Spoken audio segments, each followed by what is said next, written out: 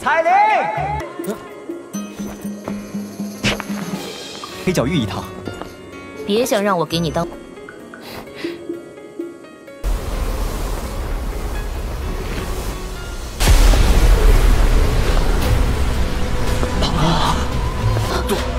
杜宗，这个女人，她怎么会出现在这儿？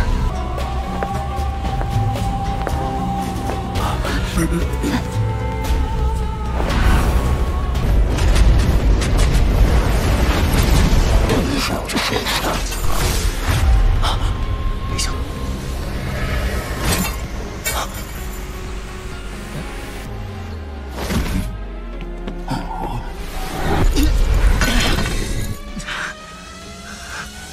又要救我，又对我这么不客气，这要是这家伙突然出现，韩风这个混蛋现在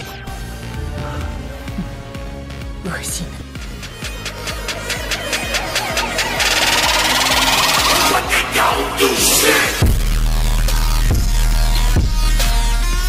Mata Xiaoyan memanas saat dia melihat kulit busuk Magical Beast yang sangat besar dan kepalanya yang keriput.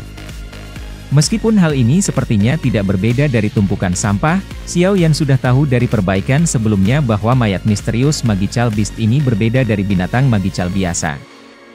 Semua hartanya tersembunyi di tempat-tempat di mana orang biasa akan mengalami kesulitan menemukan kecuali mereka menggunakan metode yang tidak biasa. Pada saat ini, Xiaoyan akhirnya mengerti bahwa metode ini sepertinya sedikit salah. Dia bertanya-tanya apa yang dia lakukan salah. Pada akhirnya, dia hanya bisa memutar kepalanya untuk melempar tatapannya pada Xian. Dia hanya melihat yang terakhir dengan muram menatap tubuhnya yang penuh keringat. Gadis kecil, jika kamu terus menonton acara itu, kembalikan 10 paku tulang itu kepada aku. Xiaoyan memutar matanya dan dengan kejam berbicara. Xian meringkuk mulut kecilnya dalam menghadapi ancaman Xiaoyan. Dia dengan malas berkata, bodoh, energi dari Monster Core memang tersembunyi di kulit Magical Beast. Namun, jika kamu secara brutal menggunakan api surgawi untuk memanggangnya, semua yang akan kamu lakukan adalah menyebabkan energi di dalam menguap secara bertahap. Pada akhirnya, hal ini benar-benar akan menjadi sesuatu yang tidak berguna. Tangan Xiaoyan segera bergetar ketika dia mendengar ini. Api hijau giok yang menyebar dengan cepat menghilang. Dia mati-matian menangis, mengapa kamu tidak memberitahuku sebelumnya? Kamu hanya bertindak tanpa bertanya kepada aku, namun kamu berani marah dengan aku sekarang. Xian membentangkan tangan kecilnya dan menjawab dengan keluhan besar yang ia rasakan. Xiaoyan marah dengan gadis ini sampai dia memutar matanya. Sesaat kemudian, dia hanya bisa menghirup udara segar dan berkata dengan senyum pahit, Little Granddawn, tolong berhenti bermain denganku. Cepat katakan apa yang harus aku lakukan. Xian mendorong bibir kecilnya keluar dan mendengus dengan keengganan yang besar, gunakan setetes darah hijau merah pada kulit kering. Setelah itu, gunakan Heavenly Flame untuk memanggangnya. Dengan begitu, Monster Core dapat dipaksa keluar. Apakah kamu yakin? Xiaoyan mulai ragu sedikit. Dia dengan hati-hati bertanya padanya ketika dia mendengar bahwa itu dia harus menggunakan darah hijau merah yang langka. Kamu dapat melupakannya jika kamu tidak mempercayai aku. Xiaoyan buru-buru berteriak ketika dia melihat situasi yang tidak biasa ini. Teriakan yang berisi douki mengecam telinga Xian, mengguncangnya sampai dia terbangun. Dengan pemulihan kesadaran Xian, cahaya ungu yang tersisa di sekitar tubuhnya perlahan menghilang. Suara "Cici" sedikit tiba-tiba terdengar di ruangan sementara pikiran ini terlintas dalam pikiran Xiaoyan. Matanya bergerak ke suara. Dia menoleh hanya untuk melihat bahwa itu kulit kering Magical Beast yang dibakar oleh Heavenly Flame telah benar-benar berubah menjadi abu.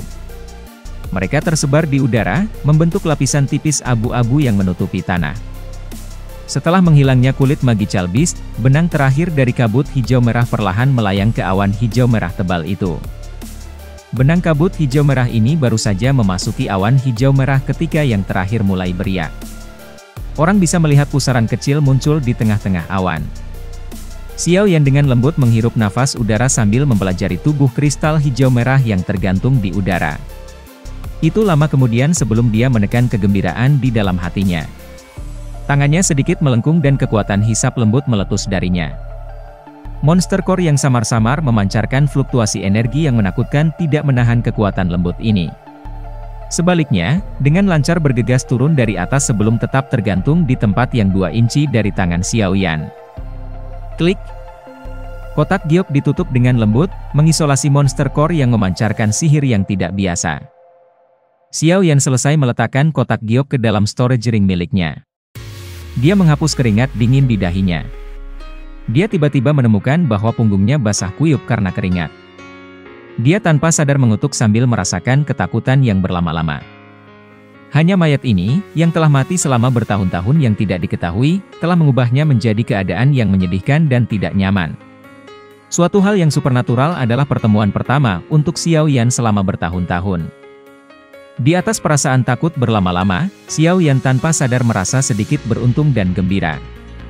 Terlepas dari seberapa besar bahaya yang dia alami malam ini, imbalan ini setidaknya mampu menebus semua rasa takut. Itu hanya mayat, tapi itu benar-benar membuatmu takut sampai seperti itu. Sungguh memalukan. Xian di sisinya menutup mulutnya dan tertawa ketika dia melihat ekspresi Xiao Yan. Teriakan rendah tiba-tiba dipancarkan dari mulut Xiao Yan saat ia merasakan perasaan bagian dalam tubuhnya dipenuhi dengan kekuatan. Tubuhnya bergerak dan teknik tinju yang menggerakkan angin keras ditampilkan dengan cara yang sangat alami tanpa sedikit pun jeda di antaranya. Tepuk tangan. Suara tepukan tiba-tiba terdengar setelah Xiao Yan menarik tinjunya. Segera, tawa diikuti, apa yang kuat Douki. Meskipun sejauh ini, Douki di tubuhku terguncang oleh itu sampai menjadi gelisah. Seorang ahli Dou Huang benar-benar sesuai dengan reputasinya. Tatapan Xiao Yan mencari sumber suara tepuk tangan. Dia menoleh setelah menemukan itu hanya untuk melihat bahwa Xiao Li tanpa sadar berdiri di pintu masuk ke halaman dengan senyum. Dia melihat Xiao Yan saat dia bertepuk tangan. Kakak kedua. Xiao Yan tersenyum dan memanggil Xiao Li. Merasa seberapa kuat Douki kamu? Aku pikir bahwa kekuatan kamu tidak hanya pada tahap awal kelas Dou Huang, kan? Xiao Li tersenyum sambil berjalan mendekat dan bertanya dengan ketidakpastian. Dia juga bertemu beberapa ahli pada tahap awal kelas Dou Huang. Namun, Douki pihak lain tidak akan menyebabkan Douki dirangsang dengan cara ini. Aku harus dianggap sebagai bintang 4 Dou Huang. Xiao Yan tersenyum sembarangan saat dia menjawab. Dia tidak memiliki apapun untuk disembunyikan di hadapan Xiao Li. Suhu panas dipancarkan. Pakaian di dada Xiao Li berubah menjadi bubuk. Api tak terlihat membuat kontak dengan tubuh Xiao Li dan segera mengeluarkan suara, cici. Tubuhnya tiba-tiba tegang. Tetesan keringat seukuran kacang dengan cepat bergulir di dahinya. However, dia tidak melawan bahkan sedikit. Sebaliknya, dia dengan erat mengepalkan tinjunya dan dengan paksa menahan rasa sakit yang membakar.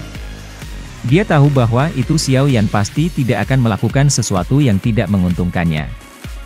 Api tak terlihat itu tetap sesaat sebelum dengan aneh melewati kulit Xiao Li dan memasuki tubuhnya. Setelah api tak terlihat memasuki tubuhnya, sebuah gambar api muncul di kulit di mana hati Xiao Li berada. Tubuh Xiao Li rileks menyusul munculnya gambar api. Ekspresi Xiao Yan agak pucat. Pada saat Xiao Yan dan Xiao Li bergegas ke aula, cukup banyak orang yang sudah hadir. Bahkan dokter peri kecil dan Xian berada di antara orang-orang yang sudah ada di sana. Suqian dengan tenang duduk di aula. Dia tanpa sadar tersenyum ketika dia melihat Xiao Yan dan Xiao Li masuk. Seorang pelayan wanita dengan mata tajam dan tangan cepat dengan hormat menempatkan 2 kursi kosong di posisi pemimpin. Xiao Yan dan Xiao Li perlahan masuk ke aula dan tanpa basa-basi duduk di kursi itu. Hanya kemudian mereka tersenyum. Seseorang bertanya pada Suqian, First Elder, apakah ada berita tentang Old Yingshan? Suqian mengangguk sedikit dan perlahan menjawab, menurut informasi yang diterima sebelumnya, sepertinya Old Yingshan sudah meninggalkan kota. Namun, ada yang aneh. Orang tua ini tidak melakukan apapun untuk menyembunyikan jejaknya. Sebaliknya, ia berjalan keluar dari gerbang timur tempat sejumlah besar orang berada. Saat ini, ada kemungkinan bahwa itu beberapa faksi di dalam Black Emperor City telah menerima informasi ini. Xiao Yan tanpa sadar mengerutkan kening ketika dia mendengar ini. Apa yang ingin dilakukan oleh Old Yingshan ini? Dia benar-benar bertindak dengan sedemikian tinggi dalam menghadapi situasi seperti itu di mana semua orang memandangnya dengan niat jahat. Meskipun dia adalah seorang elit Do Uzong, sepertinya akan merepotkan jika berurusan dengan orang-orang tamak yang akan datang dengan cara seperti gelombang. Jangan bilang itu umpan dan bukan dirinya yang sebenarnya. Xiao Li mengerutkan kening dan bertanya. Tidak ada kekurangan ahli di antara orang-orang yang mengamati. Namun, jika mereka bisa melihat sosok Old Yingshan dari jauh, mereka akan merasa terkejut. Jika itu adalah substitute, tidak mungkin bagi Old Yingshan untuk pergi dan mencari elit lain Do Uzong, kan? Jika itu masalahnya, dia akan bisa mengabaikan semuanya dan pergi begitu saja. Dengan dua Do Uzongs, hampir tidak akan ada orang di wilayah Black Corner yang akan berani menghentikan mereka. Su Qian menggeleng dan menjelaskan. Jangan bilang kalau dia benar-benar berniat untuk berurusan dengan banyak faksi, Black Corner Region, dan para ahli yang mengawasinya dengan niat jahat. Xiao Yan dengan erat merajut alisnya saat dia bertanya-tanya dengan suara keras. Mengingat karakter lama orang ini yang merajalela, garang, dan brutal saat itu, kami tidak dapat menghilangkan pemikiran ini. Kelompok Xiao Yan melihat ke jalan utama di dalam hutan dari sebuah bukit kecil. Seorang pria tua berambut abu-abu di satu sisi jalan muncul seolah-olah dia tidak merasakan suasana aneh saat dia perlahan berjalan sesukanya. Tokoh manusia melompat dan bergegas dari belakangnya saat banyak tatapan panas yang berapi-api menembus penutup hutan. Mereka menatap tajam ke belakang pria tua di depan. Meskipun keserakahan di dalam hati mereka membakar pikiran rasional mereka, tidak ada yang berani melakukan gerakan aneh di depan kekuatan Old Yingshan yang menakutkan. Mereka hanya terus mengikuti. Namun, kondisi pelacakan ini akan segera rusak dengan meningkatnya keserakahan seseorang. Daya tarik dari saliva tubuh transformasi Bodhisattva terlalu sulit untuk semua orang untuk menolak. Hutan yang diselimuti oleh atmosfer aneh tiba-tiba menegang. Dan alasan mengapa atmosfer menegang adalah karena 10 bayangan ditambah bayangan yang muncul di belakang semua orang. Mereka perlahan berjalan keluar dan aura ganas yang bocor keluar dari tubuh mereka membuat mereka menyadari bahwa itu orang-orang ini adalah karakter buas yang rela pergi ke kematian mereka demi uang. Sekelompok besar orang yang mengikuti di belakang Old Yingshan memperlambat langkah kaki mereka dan berhenti di depan 10 figur manusia plus yang tiba-tiba muncul. Tatapan mereka segera mengandung berbagai emosi ketika mereka melihat ke belakang 10 orang ditambah ini. Dalam suasana aneh seperti ini, pemikiran rasional kecil yang tetap ada di dalam orang-orang ini, setelah diserang oleh keserakahan, akan benar-benar terbakar jika seseorang memacu mereka. 10 karakter manusia plus bayangan wajah ini tampak sebagai kelompok kecil. Namun, kekuatan grup ini tidak lemah. Pemimpin, seorang pria dengan rambut agak pucat, jelas merupakan seorang ahli doang. Orang-orang yang tersisa juga bukan orang biasa. Meskipun mata seseorang harus bersinar di tempat yang kacau seperti Black Corner Region, segalanya, termasuk kehidupan mereka, dapat dicampakkan di hadapan godaan laba absolut. Ini adalah sumber yang menyebabkan Black Corner Region menjadi sangat kacau. Oleh karena itu, meskipun banyak orang mengetahui bahwa itu orang tua yang mereka ikuti adalah seorang elit asli Do Uzong, keserakahan dalam hati mereka masih mendorong mereka untuk membuntutinya. Bunuh dia! Dengan saliva transformasi tubuh Bodhisattva, aku akan dapat menemukan jantung Bodhisattva. Pada saat itu, aku akan menjadi elit Do Usheng. Kawasan Black Corner, ini akan menjadi milik aku. Lolongan tajam menyedihkan tidak menyebabkan kerumunan manusia, yang pemikiran rasionalnya telah diatasi oleh keserakahan, untuk menarik bahkan sedikit. Sebaliknya, darah merah terang yang segar menggerakkan keganasan di hati banyak orang. Banyak raungan kemarahan segera terdengar. Hutan gunung telah berubah menjadi kekacauan total. Tak terhitung jumlah orang yang menggenggam senjata mereka saat mereka dengan liar menyerang Old Yingshan. Mata merah terang mereka muncul seperti binatang buas yang kehilangan penalarannya. Old Yingshan tidak menunjukkan kepanikan sedikitpun dalam menghadapi serangan ini oleh massa. Sebuah pilar Douki yang mengejutkan keluar saat dia mengangkat tangannya. Siapapun yang diserang oleh pilar Douki ini akan segera memuntahkan darah dan kehilangan nyawa mereka kecuali seorang ahli di kelas Dou Huang. Seorang elit Do Uzong sebenarnya sekuat ini. Riak rohani yang tidak terlihat menyebar dari tabrakan, membawa gelombang angin yang tak terlihat ketika itu terjadi.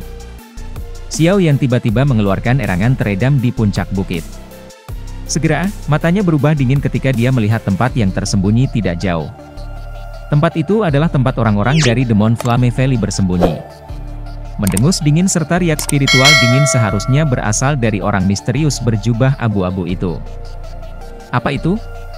The Little Peri Dokter dan yang lain di sisinya buru-buru bertanya ketika mereka mendengar Xiao Yan meredam terengah-engah.